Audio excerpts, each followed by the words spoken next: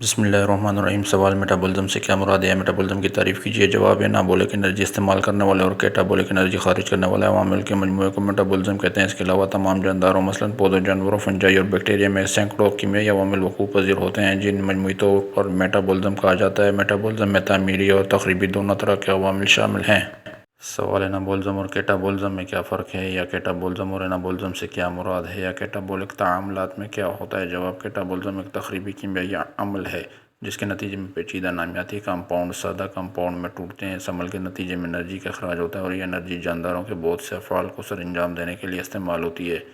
وضاحت: کیٹابولک تعاملات کے نتیجے میں کاربوہائیڈریٹ، پروٹین اور لیپٹس کی مختلف انزائمز کی موجودگی میں آکسیڈیشن ہوتی ہے۔ کمپاؤنڈز مرحلہ وار ٹوٹتے ہیں اور چھوٹے چھوٹے پیکٹوں کی صورت میں انرجی خارج کرتے ہیں۔